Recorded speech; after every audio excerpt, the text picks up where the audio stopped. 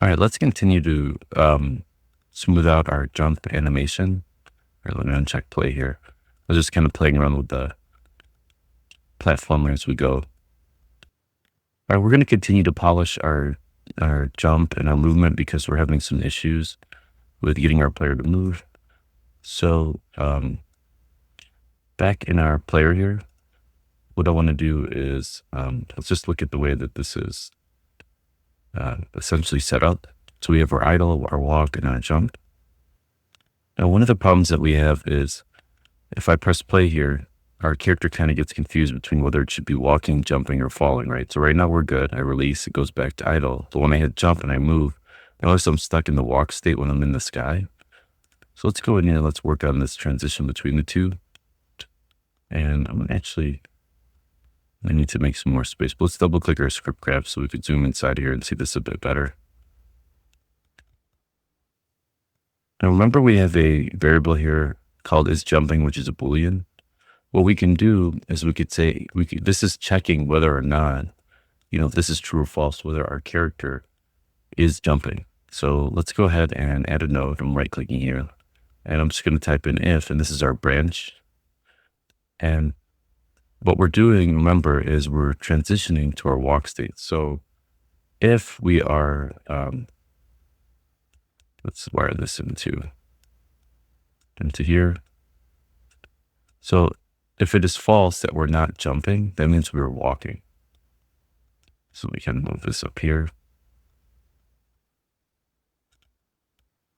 So if jumping is false, that's what we actually want to go to our movement here. It's kind of, I'm going to right click. I think that deletes it. Yeah. All right. So let's save this and go back to our player or exit out our state grid. So now let's press play. And as we're moving, if I hit spacebar, now I just jump and no longer have that problem where I can run in the air. But I can, if I jump at an angle as I'm holding, I can jump. So it runs a lot smoother. We no longer have that problem. That I might have to clean up because I don't want my player getting caught in inside of between the wall, but that's okay. So anyway, that's fixed, which is good. All right, so let's add a little more functionality in our game. Let's go ahead and add a camera. So we're going to go to Window, Package Manager, and we're going to add a Cinemachine package. And let's see, search my assets, Unity registry. It's refreshing the list. Give it a second to get caught up. All right, and then we're going to go to Cinemachine here, and let's install that. Okay, and once it's installed, it will say remove, and that's how you know you installed this successfully.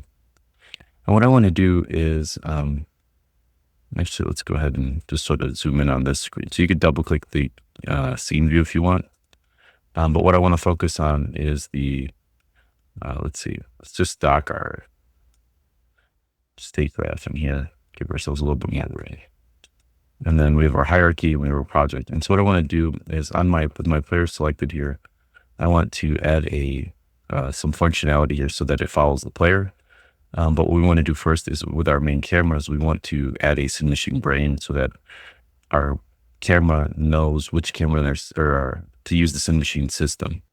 So the way that we could do that rather automatically is if you right click in here, you go to Cinemachine, and then we just add a Cinemachine camera. And so here's our Cinemachine camera. And once we do that, if you select your main camera again, you'll see that it automatically added a Cinemachine brain here.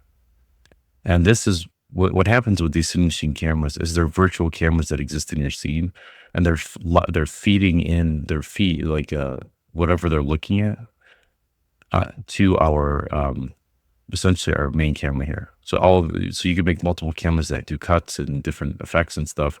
It all gets fed into this main camera here. So in our scene view here, if I select my main camera and I hit F to focus, I think I have this turned off. There we go. That's our main camera. All right, it's currently positioned there, and that's what we're seeing through our game view here. And right now, any tweaks that we do with the Cinemachine camera, it's going to be fed within this main camera. And so what we'd like to do is have the Cinemachine camera follow our player around. All right, so what I'd like to do is you can see here, there's game view guides, interactive, then there's procedural components, there's rotation control, position control. There's also this tracking target. So if I take my player and I drop it in this tracking target and I press play, let's see. Oop. Actually, my controls got flipped somehow. Let's go back into our game view. Let's actually just remove that. Let's see if that camera did something to my controls, which is really weird.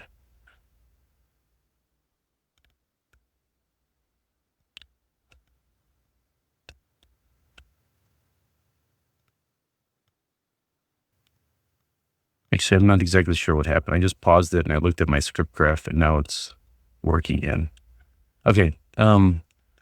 So what we're going to do is let's take a look at that again. So back in our hierarchy here. So let's go ahead and select our Cinemachine camera.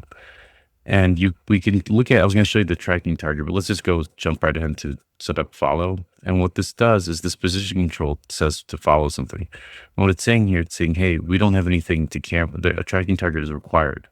And that's where we're dragging our player into here. And now what we're saying is, hey, while this player is in here, we want to follow the position of that player. So here's our game view. And as I'm moving around, now you can see my camera has a really nice fall off or movement, and you can continue to build up your game. So as we move around. Now in other classes, we get into the Cinemachine camera, especially game user experience design, pretty in detail. It's almost an entire class on creating cinematics. But for now, I think that's good enough just to kind of introduce you to Cinemachine and how to hook up a basic follow camera. So I think that's pretty good for now. We've got some nice smooth movement and we've got some camera stuff.